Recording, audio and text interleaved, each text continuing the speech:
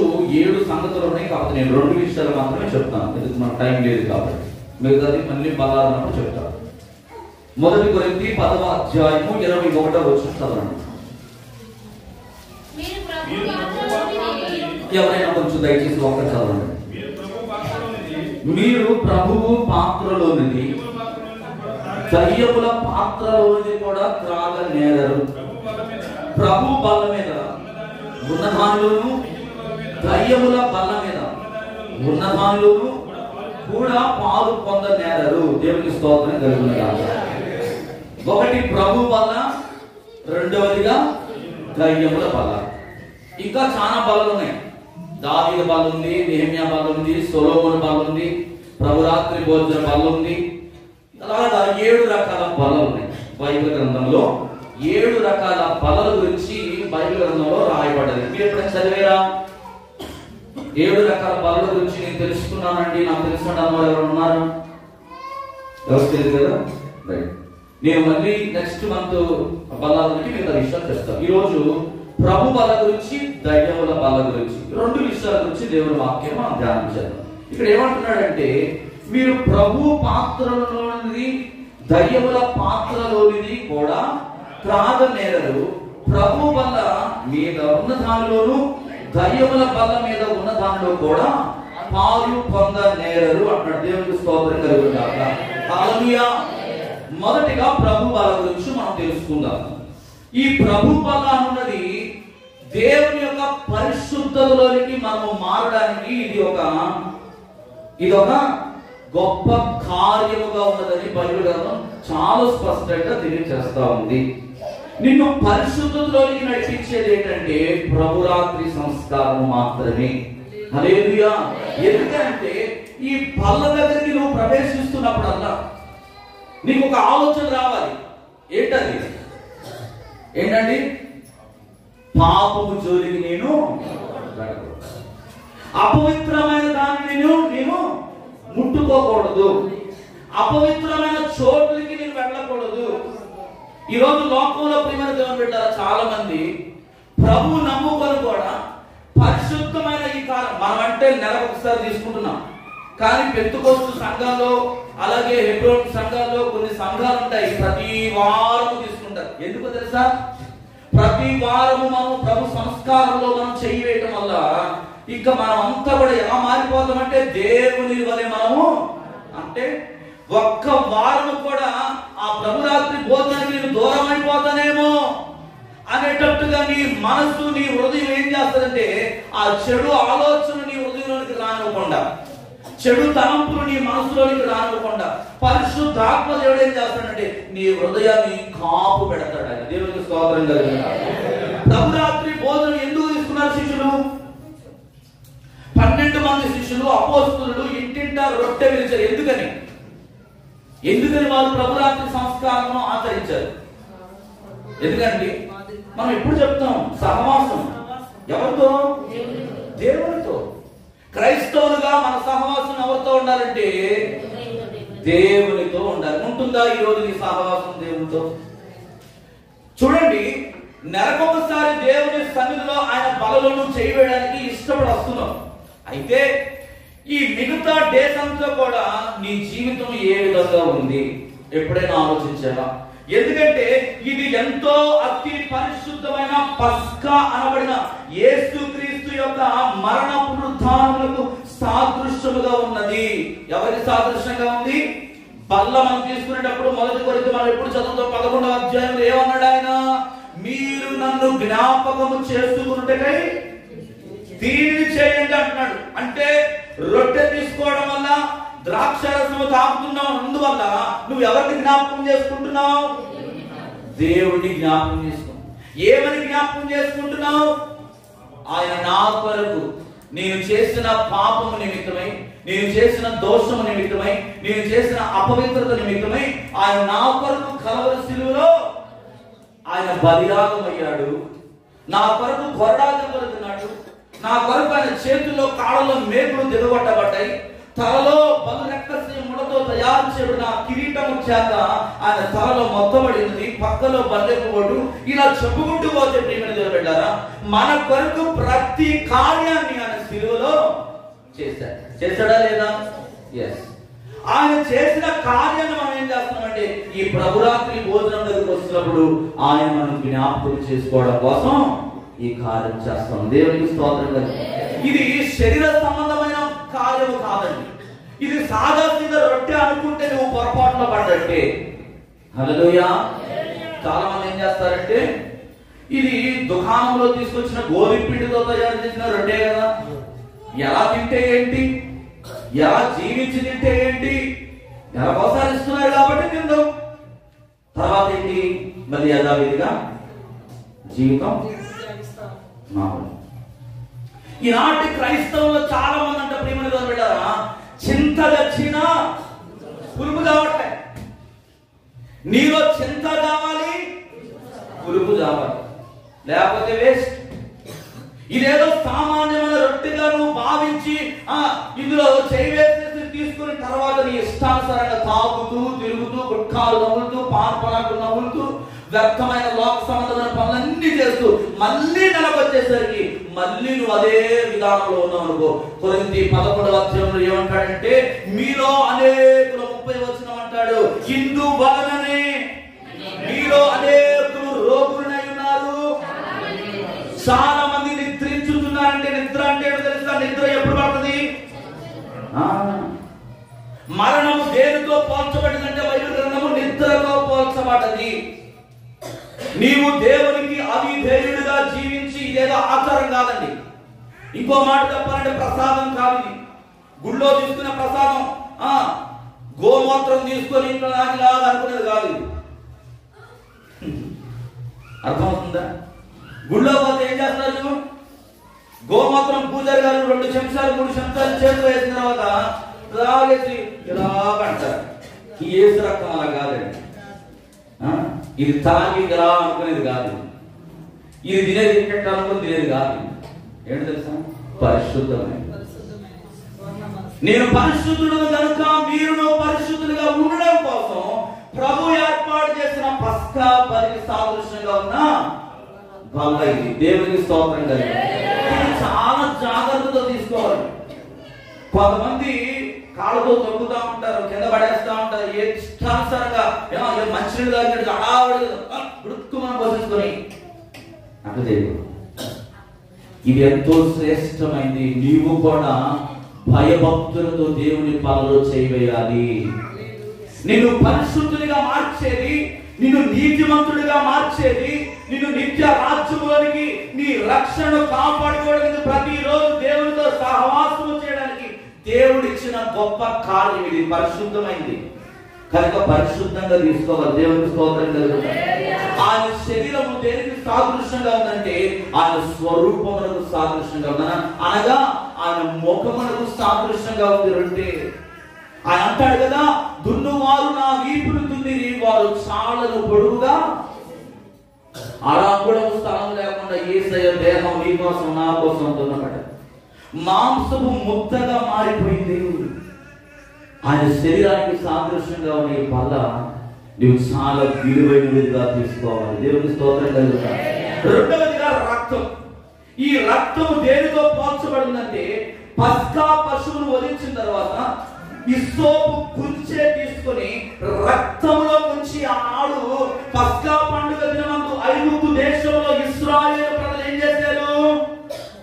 ఏం చేశారండి? వధింపబడిన బలి పశువు యొక్క రక్తమును ఇస్సోపు కుంచె. ఇస్సోపు కుంచె అంటే కర్ర. హల్లెలూయా.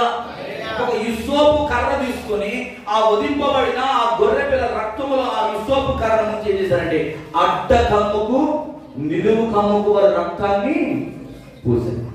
ఎప్పుడైతే అడ్డ కమ్ముకు నిలువు కమ్ముకు ఆ రక్తం ప్రోక్షింపబడ్డదో సంహారపుతో ఏం చేసింది?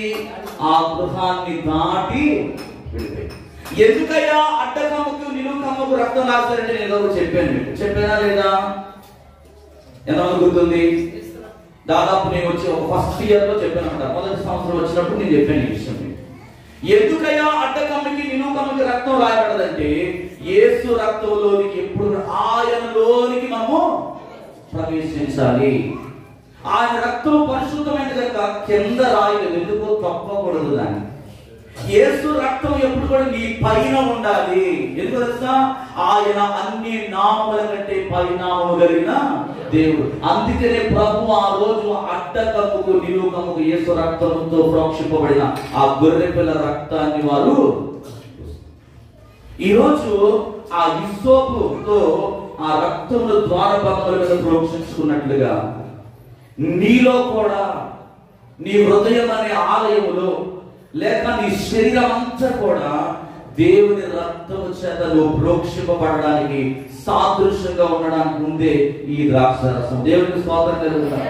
యేసయ్య కలవరిశిలువలో ఎలాగైతే రోగము మీద, శాపము మీద, బంధకాల మీద, ప్రతి విధమైన అనారోగ్యము మీద, అన్నిటి మీద ఆయన కలవరిశిలువలో చివరిగా మాట ఏమంటాడు తెలుసా? సమాప్తమైనది తండ్రి, నా ఆత్మను నీకు అనడలేదా? అన్నిటిని కూడా ఆయన సమాప్తం చేశాడండి. నీ మీద ఉన్న ప్రతి శాపపు కాడిని యేసయ్య కార్చిన రక్తము చేత అవన్నీ కూడా ఏమైపోయినాయి అంటే ఫినిష్ అయిపోయినాయి. దేవునికి స్తోత్రం కలుగును. ఇప్పుడు నీలో ఉన్న శాపాన్ని తీసివేసిన ఆ రక్తము మళ్ళీ ఆ శాపమును నీ నోటి మాటల చేత నీలోనికి తెచ్చుకోకూడదు. కుక్క తన వాంతుకు తిరిగినట్లుగా కక్కిన దాన్ని తినే పందిలాగా మనం ఎప్పుడు కూడా మళ్ళీ ఆ బొరలోనే పొరబడదు. పరిశుద్ధమైన ఈ బలలో చేయి వేసామంటే నీవు ఎలా ఉందో తెలుసా? నీ ఆలోచన పరిశుద్ధంగా మార్చబడిపోవాలి, నీ క్రియలు పరిశుద్ధంగా మార్చబడాలి, నీ అడుగులు పరిశుద్ధమైన త్రోవలో నడవాలి, నీ మాటలు, నీ చూపు, నీ ఆలోచన, నీ ప్రవర్తన సమస్తము టాప్ టు బాటమ్ అంటే నడనెత్తి నుండి మొదలు పెడితే అది కాలు వరకు కూడా యేసు రక్తము నువ్వు తీసుకుంటున్నప్పుడు ఆయన శరీరం ఎలాగైతే ఆరోగ్యంగా ఉందో ఇప్పుడు ఆయన రక్తంలో పాల్గొని నీవు కూడా నీ శరీరం ఆరోగ్యంగా మార్చగలడు ఆయన. ఎంతమందికి విశ్వాసం ఉంది? ఈ యేసు రక్తం తాగిన తర్వాత నువ్వు మళ్ళీ నాకు ఇక్కడ నొప్పి ఉంది, నాకు అక్కడ నొప్పి ఉంది, నాకు ఇక్కడ నొప్పి ఉంది, నాకు బాగోలేదు అంటున్నావంటే ఏంటి? నువ్వు ఏదో సాదా సీదా తాగుతున్నావు అంతే. దాన్ని నేను ఇంత చెప్పాను కదా, ప్రసాద్ అలా తాగితే ప్రయోజనం లేదండి. యేసు రక్తము ఎలాగైతే ప్రతి పాపమును విమోచించిందో, యేసు రక్తము ప్రతి ఒక్కరికి ఏ విధంగా స్వస్థత ఇచ్చిందో ఆ స్వస్థత నీ శరీరంలో నువ్వు పొందుకోవడానికి విశ్వాసముతో ఆయన రక్తాన్ని నువ్వు తీసుకోవాలి. హల్లెలూయా, దేవునికి మహిమ కలుగును గాక. కానీ చాలా మంది ఏం చేస్తారంటే వాడుకగా చేస్తున్నారు, ఆచారంగా తీసుకుంటా ఉన్నారు. ఇది ఆచారం కాదండి, దేవుడు పెట్టింది ఇది. ఆయన నియమించిన కాలం ఇది. ఆయన మరణమునకు సాదృశ్యంగా ఉన్న, ఆయన చేసిన త్యాగానికి సాదృశ్యంగా ఈ కార్యాన్ని నువ్వు పరిశుద్ధంగా ఆచరించాలి. నిర్గమకాండము 12వ అధ్యాయం చదివితే 21 నుండి 25 వచనాలు ఒకసారి త్వరగా చదువుదాం. నిర్గమకాండము ఈ 12వ అధ్యాయము 21 నుండి 25 వరకు. కాబట్టి మోషే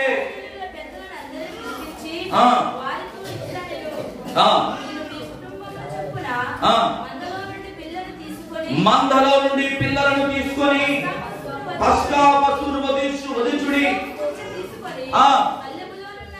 పల్లెములో ఉన్న రక్తములో దాన్ని ముంచి ద్వారబంధపు పైకప్పు మీద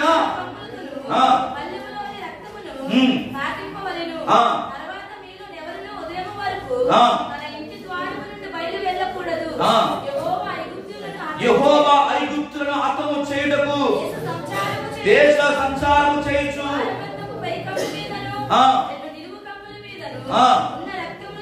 ఉన్న రక్తమును చూచి యెహోవా ఆ తలుపును దాటిపోవును, మిమ్మును హతము చేయుటకు మీ ఇండ్లలోనికి సంహారకుని చోరనీయుడి.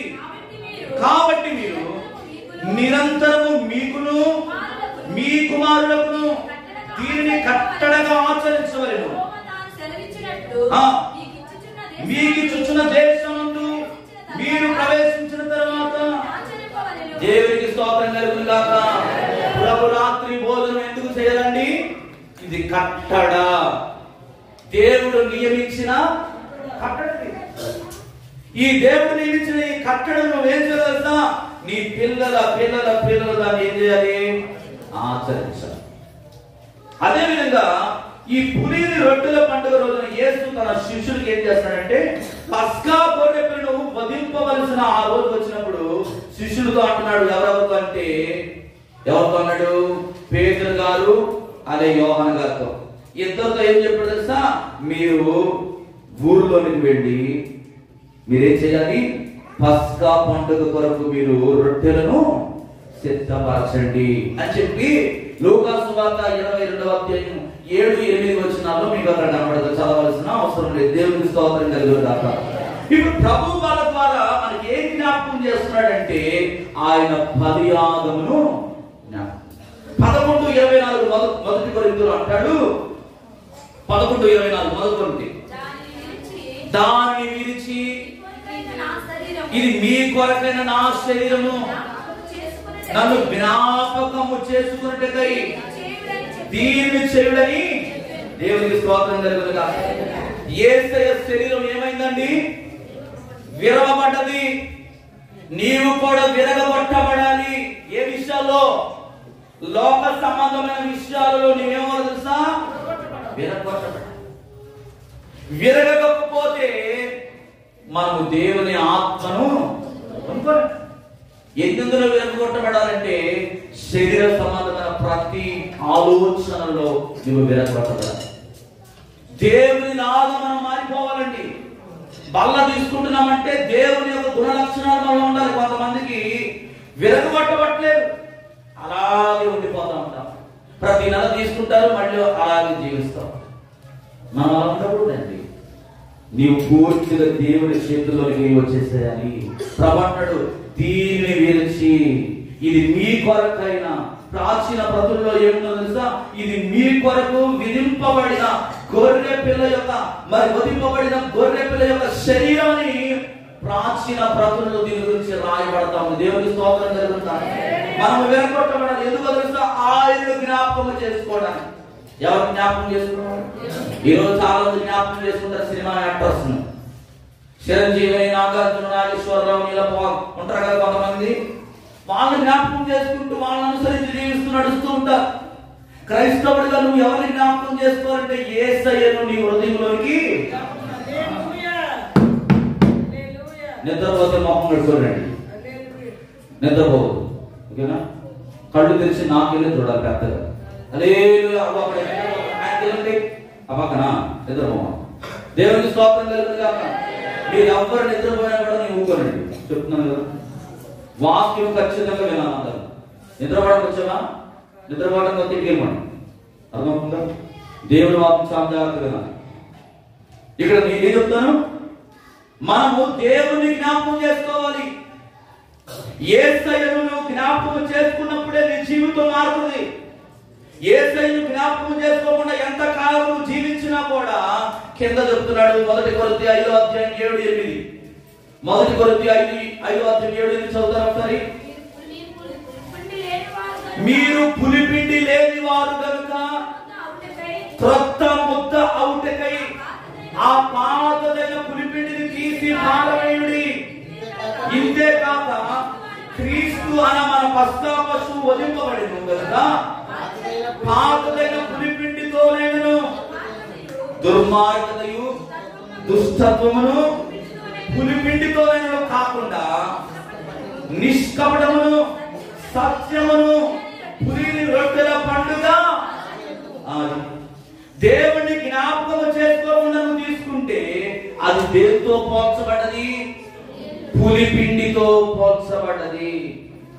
పులిపిండికి సాదృశ్యంగా ఉన్నది ఏంటో తెలుసా? దుర్మార్గతయు దుష్టత్వము. ఇది దేనికి సాదృశ్యం అంటే పులిసిన పిండికి సాదృశ్యం. యేసయ్య ఎప్పుడు కూడా ఆయన ప్రభురాత్రి భోజనంలో పులిసిన పిండితో తయారు చేసిన రొట్టె ఎక్కడ కూడా దేవుడు. యేసయ్య శరీరము కాల్చబడ్డది. ప్రియమైన చూడంటారా, మీరు చపాతీ రొట్టె కాల్చుతున్నప్పుడు ఏం చేస్తారు? పెనం మీద అది బాగా వేడెక్కిన తర్వాత ఆ ముద్దమ దాన్ని చపాతీ చేసి ఆ ప్లేట్ మీద పెడితే అదేమవుతుంది? ఏమవుతుంది? అది మారుతుందా లేదా? కాలుతుందా లేదా? యేసయ్య శరీరం కూడా కాల్చబడ్డది. కానీ ఈరోజు చాలా మంది ఏంటంటే ఫ్యాషన్ అయిపోయింది. ఏంటి ఫ్యాషన్? చిన్న చిన్న అప్పడాలు ప్యాకెట్లలో పెడతారు కదా అవి, తర్వాత కొట్టులో దొరికే రొట్టె, ఈ బ్రెడ్ తీసుకొచ్చి ఏం చేస్తున్నారు, పెట్టేస్తారు. ఇదేంటిది, పులిసిన పిండి. ఎందుకో తెలుసా, ఆ తయారు చేసిన వ్యక్తి వాడు దేవుడు నమ్ముకున్నవాడో కాదో మనకి వాడు స్నానం చేసి దాన్ని తయారు చేస్తున్నాడో మనకు తెలియదు. వాడు ముద్ద చేసేటప్పుడు అర్థం ఉందా, గమనించండి. వాడు చెమట మొత్తమైన చెమట అంతా తీసి దాంట్లో వేస్తాడు, మురికి కాళ్ళతో తొక్కుతాడు, బురద చేతులు మట్టి చేతులు అక్కడ ఇక్కడ కాసేపు దమ్ము కొట్టుతాడు, మళ్ళీ వెళ్తాడు, కాసేపు కొట్టుకుని అవుతాడు. ఆ తొప్పర్లన్నీ అందులో పట్ట. నువ్వు చూస్తున్నావా, మనం చూడట్లే, కానీ తీసుకొచ్చి ఏం చేస్తున్నాం మనము, ప్రభు రాత్రి భోజనంలో పడుతుంది. ఇది చాలా బైబిల్ గ్రంథానికి వ్యతిరేకము. అవునా కాదా? ఎంతమంది అవునంటారు, ఎంతమంది కాదంటారు? స్తోత్రం చెప్పండి. కాదనేవాడు కాదా?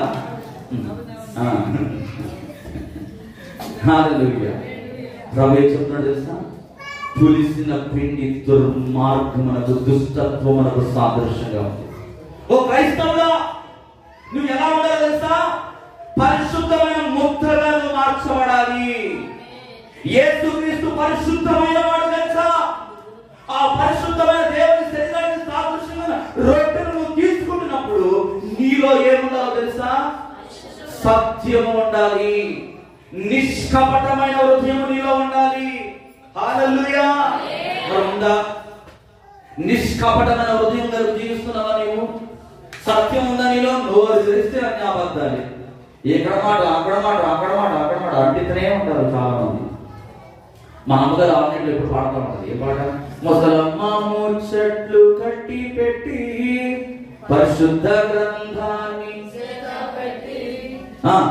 దీక్షతో నడుము కట్టి ఇంటింట యేసయ్య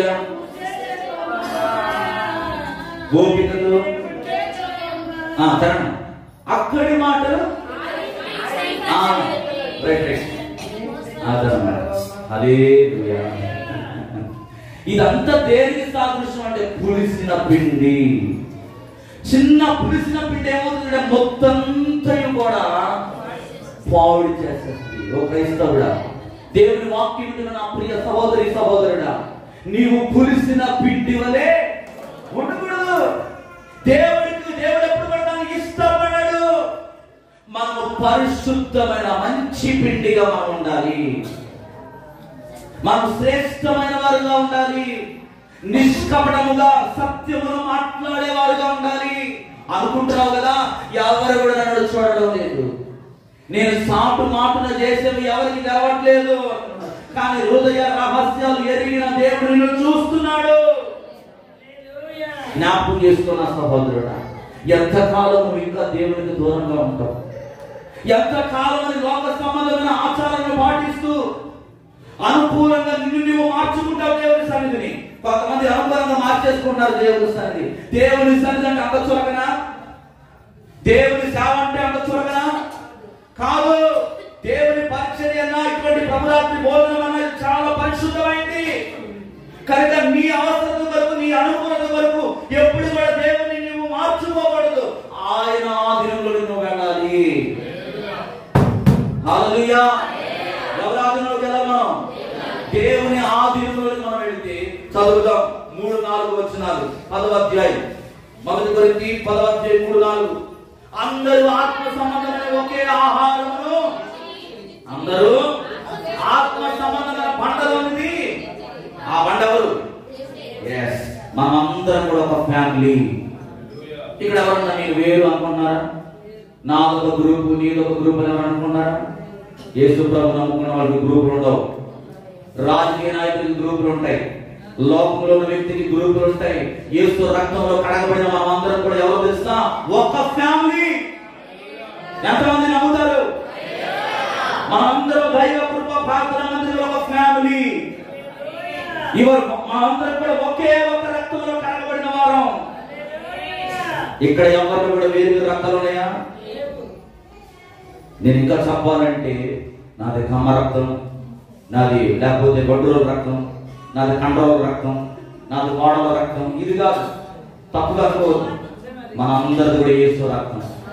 నీ శరీరం నా శరీరంలో ప్రవహించేది యేసు రక్తం.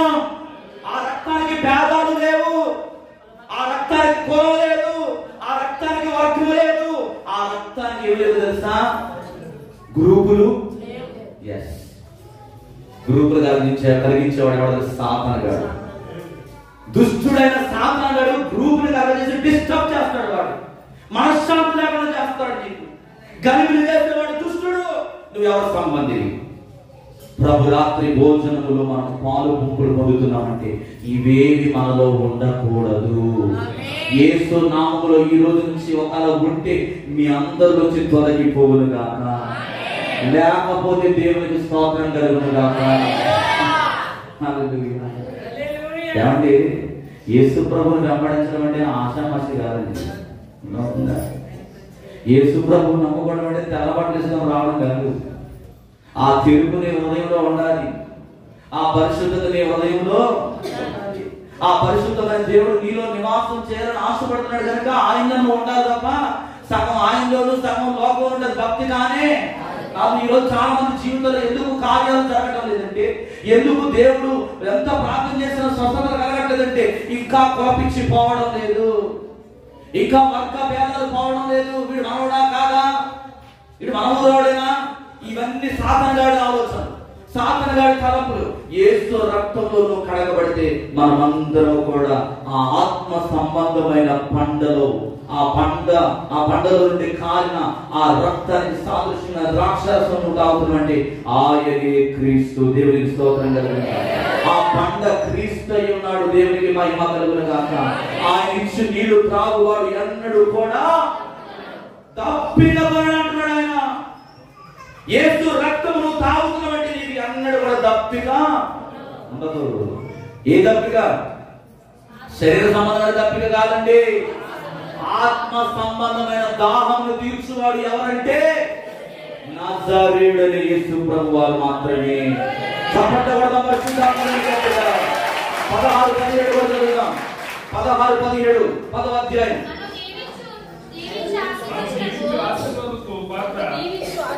స్పష్టంగా చదవాలి. మనము దీవించి ఆశీర్వచనము పాత్రలో త్రాగుట క్రీస్తు రక్తములో పాలు పంచుకున్నదే కదా. మనము విరుచు రొట్టె తినుట క్రీస్తు శరీరములో పాలు పుచ్చుకున్నదే కదా. మనమందరం ఆ ఒకటే రొట్టెలో పాలు పంచుకుంటున్నాము. రొట్టె ఒకటే కనుక అదే కులమైన మనము. అది రొట్టె ఒకటేనా లేకపోతే మీ అందరికి సపరేట్ రొట్టెలే ఉన్నాయి? ఇక్కడ ఒకటే కదండి. ఒకే ఒక్క రొట్టెలో మనం ఏం చేస్తున్నామంటే పాలు పంచుకుంటున్నాం. ఇక్కడ వేరు వేరు రొట్టెలు లేవు. ఆయన ఒక్కసారి ఈ లోకంలో ఆయన ఆకాశానికి భూమికి మధ్యలో వేలాడదీయబడ్డాడు. ఆయన ఒక్కసారి మాత్రమే మరణించాడు, సమాధి చేయబడ్డాడు. ఆయన తిరిగి మళ్ళా మనందరిని కూడా తీసుకుని వెళ్ళడానికి రాబోతున్నాడు. ఆయనలో ఏ మార్పు కూడా. కానీ మార్పు ఎవరిలో ఉందంటే ఈరోజు చాలా మంది మనుషులు. దయచేసి మనం ఎప్పుడు కూడా అలా ఉండకూడదండి. ఒకే శరీరంలో పాలు పంచుకున్నాం, ఒకే రక్తాన్ని త్రాగుతున్నాం కనుక మనం అందరం కూడా ఒకటి. దేవునికి స్తోత్రం కలుగుతుంది. రెండవది ఏంటంటే ప్రభు వాళ్ళ ద్వారా ప్రభు వచ్చే వరకు మన నిరీక్షణ బలపరచడానికి మనం తీసుకున్నాం. 11:26 మొదటి కొరింథీ త్వరగా 11:26 మీరు ఈ రొట్టెను తిని ఈ పాత్రలో త్రాగునప్పుడల్లా ప్రభు వచ్చే వరకు ఆయన మరణమును ప్రచురించుదు. ఏం చేయాలి మనము? ప్రభు వాళ్ళు తీసుకుంటామంటే ఏం చేయాలి మనము? ఈ గుడి విడిచిపెట్టిన తర్వాత వెళ్ళిన తర్వాత ఏం చేయాలి? సువార్త ప్రకటించాలి. ఆయన మరణ పునరుత్థానాన్ని అనేకులకు ఏం చేయాలి? కథలుగా చెప్పాలి. దేవునికి స్తోత్రం కలుగుతుంది. సువార్త పరిచయం చేస్తున్నావా? ఆటో తోలుతున్నారు మీరు చాలా మంది. ఆటో తోలుతున్నప్పుడు మీరు ఏం చేయాలి తెలుసా? కొన్ని కరపత్రికలు మీరు జోబులో పెట్టుకొని మీ పక్కన ప్యాసింజర్ కూర్చుంటే వాటితో చిన్నగా మాటలు కలిపి తీసి వారికి ఇది చదువుకో, ఇది చదువుకుంటే నీ జీవితము మారిపోతుంది. నువ్వు పరలోకం కట్టు. ఇది కూడా సువార్త అంటే ప్రేమతో పెట్టారా? ఏదో ప్రత్యేకంగా ఒక డేట్ పెట్టుకొని దానికి మహత్వం పెట్టుకొని దానికి తిథి నక్షత్రాలు బాగున్నాయా లేదని చెప్పి అనుకుని చేసేది కానే కాదండి. సువార్త మనలాగే పాడారు. ఆరాధన చేతులు పాట పాడేస్తున్నాం కదా, అన్ని వేళలో మనం ఆరాధన చేస్తున్నామా? అన్ని వేళలను దేవుని ప్రకటించగలుగుతున్నావా? నేను చేస్తున్నాను కాబట్టి చెప్తున్నాను. ఎంతమంది ఉదయకాలం 5 గంటలు ప్రసన్నగా చూస్తున్నారు రోజు? నేను చేసే 5 గంటల నుంచి 6 గంటలు చేసే ఆరాధన కొంతమంది మాత్రం 8 మంది వస్తున్నారు. 8, 9, 10. భయంకరమైన చలి ఉంది. అయినా కూడా ముఖం 4:40 కల్లా 4:30 లేచి నేను చన్నీళ్లతో ముఖం కడుక్కొని ఎందుకు ప్రయాసంతో మందిరానికి వచ్చి నేను 5 గంటలకి ఆరాధన చేస్తున్నాను, దేవుని వాక్యాన్ని చెబుతున్నాను. ఎందుకు తెలుసా? ఇది కూడా సువార్త పరిచర్యే. మనం వెళ్ళలేని చోటకి ఆన్లైన్ ద్వారా దేవుని మాటలు. నువ్వు ఆటో తోలుతున్నావు, మీరు చేపలు మోసుకుంటున్నారు, అమ్ముకోవడానికి వెళ్తున్నారు, కరపత్రికలు జోబులో పెట్టుకొని పోండి. నచ్చితే ఇవ్వండి, బలవంతం లేదు. మరి దేవుడు మాట చెప్పాలి, ఏమి లేదు, యేసయ్య నిన్ను ప్రేమిస్తున్నాడు అని అంతే.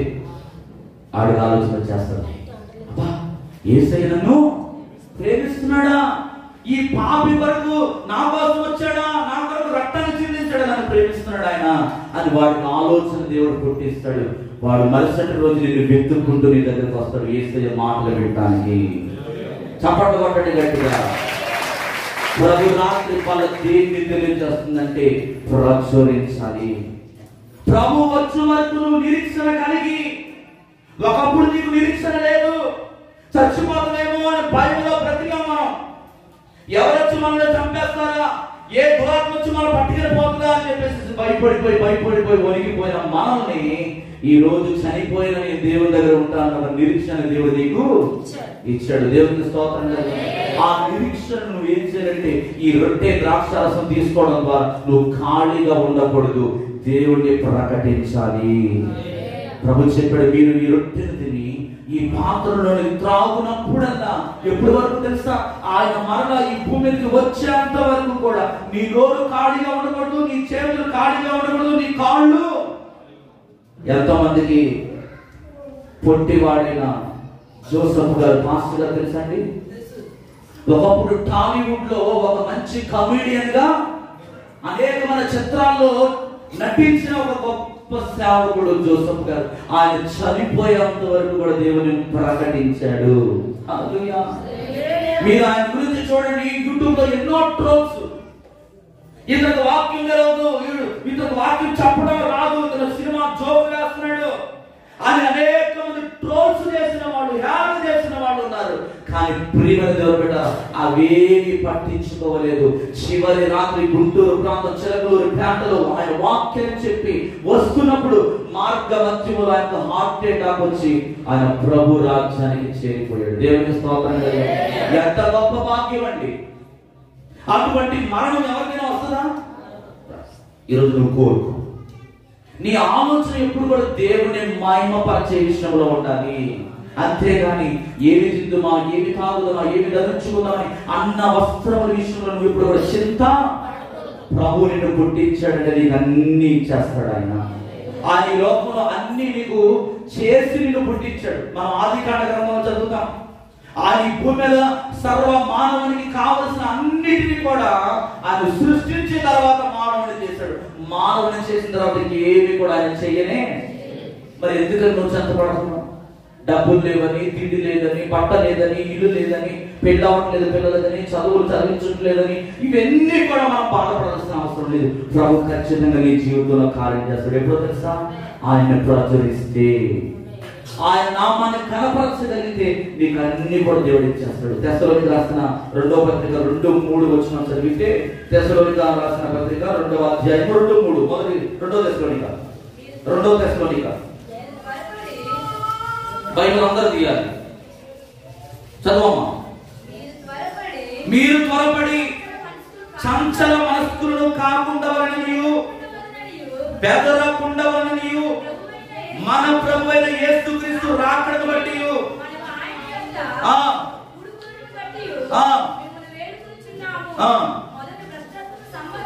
మొదట భ్రష్టత్వం సంభవించి నాశన పాత్రుడు పాప పురుషుడు బయలుపరచబడితేనే ఆ దినము ఏ దినం?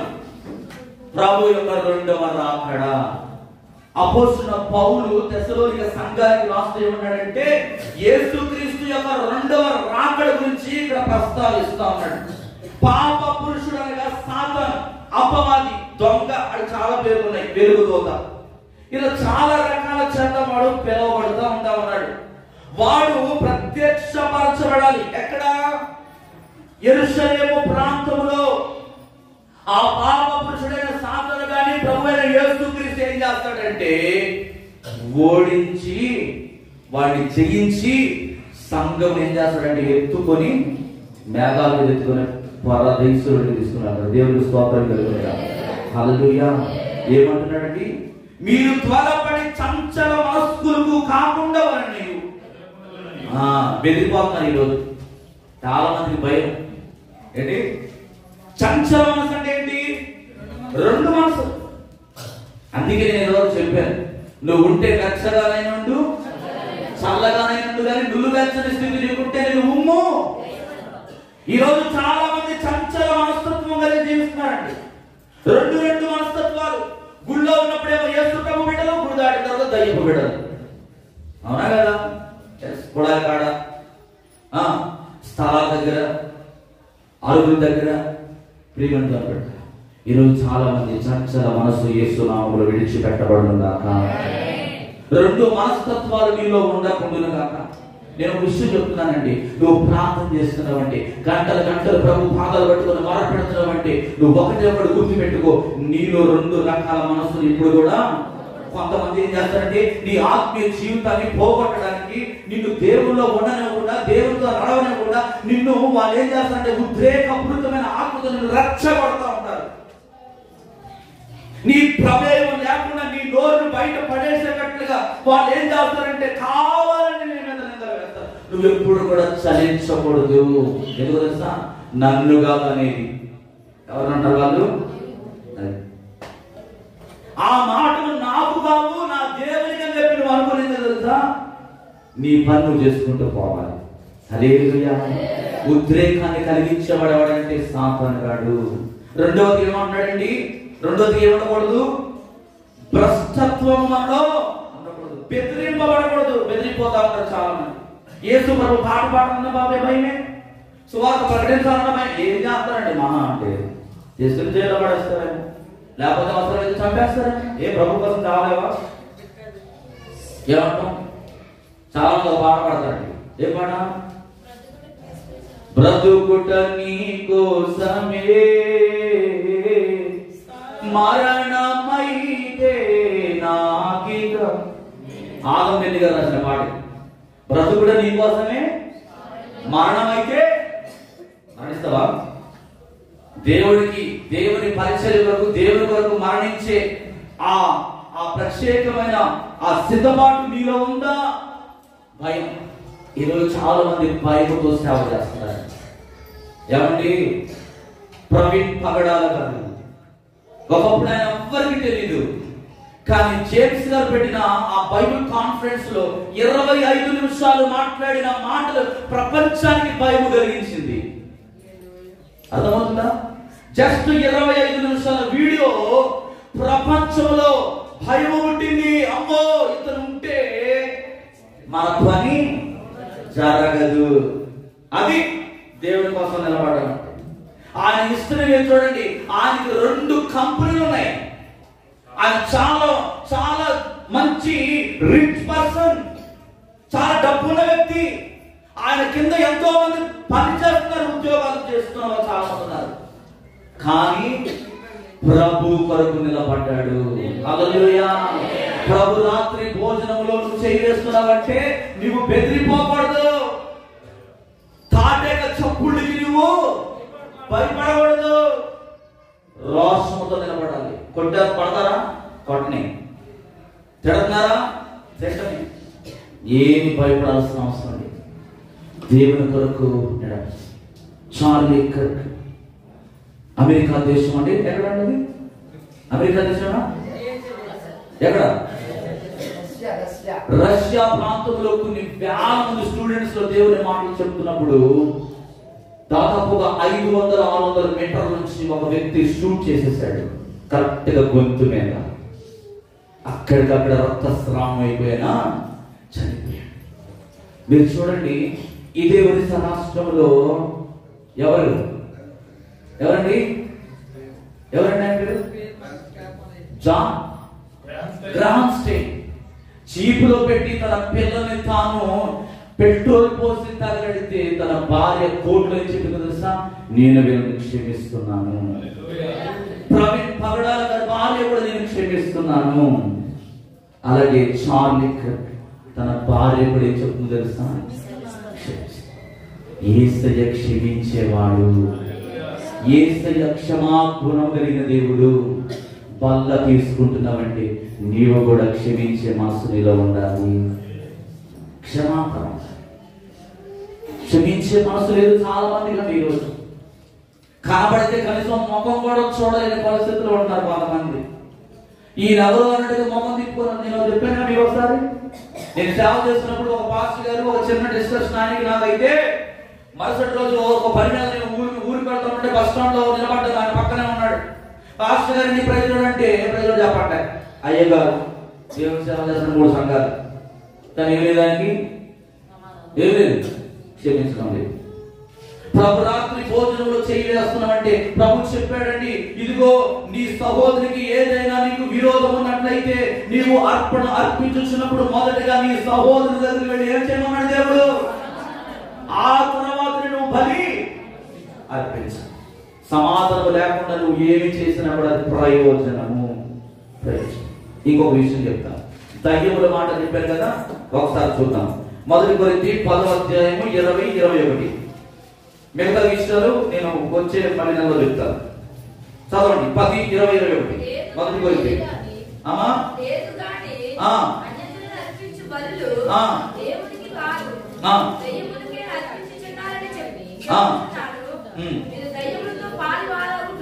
మీరు దయ్యములతో పాలువారవుట నాకు ఇష్టం లేదు. మీరు ప్రభు పాత్రలో ఉన్నది దయ్యముల పాత్ర ఉన్నది కూడా త్రాగనేరరు. ప్రభు బలం మీద ఉన్న దానిలో దయ్యముల బలం మీద ఉన్న దానిలో కూడా పాలు పొంద నేరరు. దేవునికి స్తోత్రం కలుగును గాక. ప్రియమైన బిడ్డలారా, ఇక్కడ దయ్యముల బల్ల అనగా ప్రభు అయిన యేసుక్రీస్తు కలవరి శిలువలో సాతానుని ఏం చేశాడు, ఓడించాడు. యేసుక్రీస్తు యొక్క ప్రధాన శత్రువు ఎవరు? మనందరి ప్రధాన శత్రువు ఎవరు? సాతాను. ఈ మనందరి ప్రధాన శత్రువైన సాతాను గారిని దేవుడు ఏం చేశాడు, శిలువలో ఓడించాడా లేదా? ఓడించాడు. దేవునికి మహిమ కలుగును గాక. ఆయన ఓడించి మనకేమిచ్చాడు? ఏమిచ్చాడు? పరిశుద్ధతను ఇచ్చాడు, నీతిని ఇచ్చాడు, ఇంకా ఆయనతో సహవాసం చేసే కృపనిచ్చాడు. కనుక ఇప్పుడు దయ్యముల బల్ల మీద ఉండే ఆహారం అనగా అన్యజనులు అర్పించు ఆ బలుల దగ్గర ఆ కోసిన కోళ్ళు, మేకలు, మాంసం ఏం చేయకూడదు. ఈరోజు చాలా మంది పాస్టర్స్ ఏం చేస్తున్నారంటే తినేయొచ్చు అంటున్నారు. బైబిల్ చెప్పట్లేదు అలా. ఏం చెప్పాడండి? మనం చదువుకున్నాం 106వ కీర్తన కూడా ఒకసారి తీస్తే 37, 39 వచ్చిన చదివితే త్వరగా 106వ కీర్తన పర్లేదండి 12 గంటలకు ముంచేస్తాం. మరియు వారు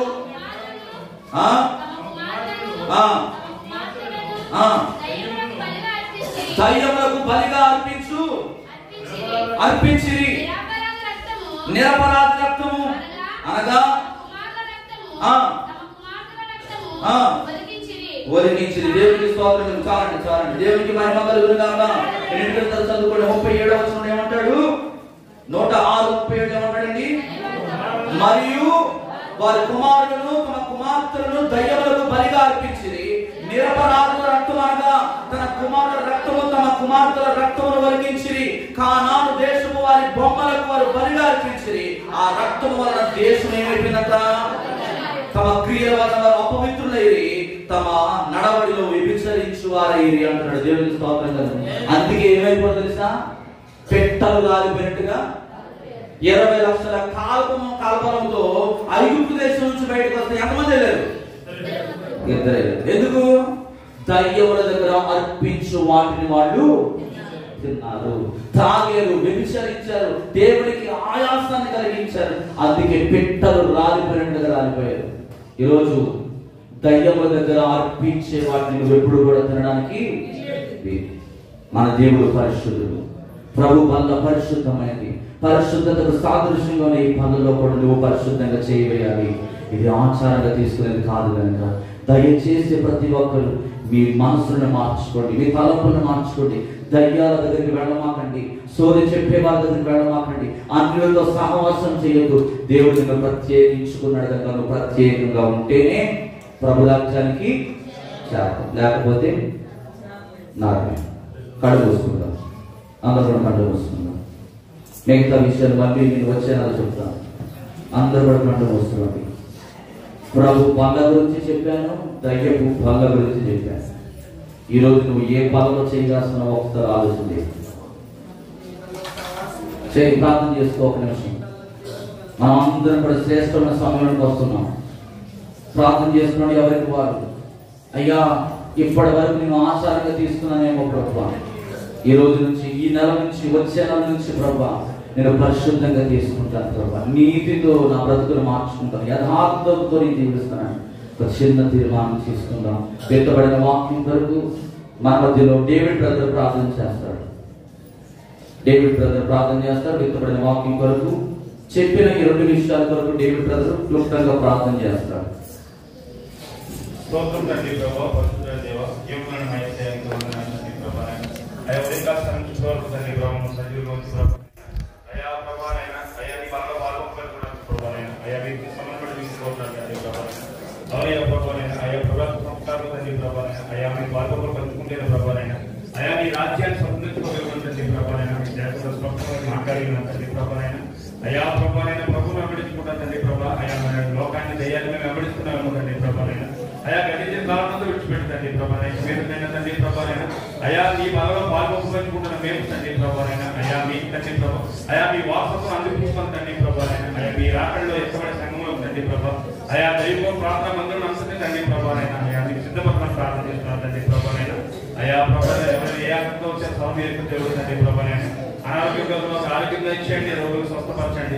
అయ్యా ప్రభా సగ కార్యంలో తండ్రి ప్రభు మీరు సఫలం చేయడం ప్రార్థన చేస్తున్నాం తండ్రి ప్రభానైనా అయ్యా మీ జన్మల వేడుకలో తండ్రి ప్రభు ఏ ఆటంకులు లేకుండా తండ్రి ప్రభా అయ్యా ప్రతి ఒక్క బిడ్డ కూడా తండ్రి ప్రభానైనా ఎటువంటి తండ్రి ప్రభానైనా ఆర్థిక ఇబ్బందులు లేకుండా తండ్రి ప్రభు ప్రతి ఒక్కరు కూడా తండ్రి ప్రభానైనా అయ్యా సంతోషంతో ఆనందంతో తండ్రి ప్రభానైనా ఈ కొత్త సంవత్సరంలో అయ్యా నూతన సంవత్సరం అడిపెట్టడానికి సహాయం దయచేసి మీరే మనీ పొందమని యేసయ్య పరిశుద్ధ నామములో అడిగి వేడుకుంటున్నాము తండ్రి.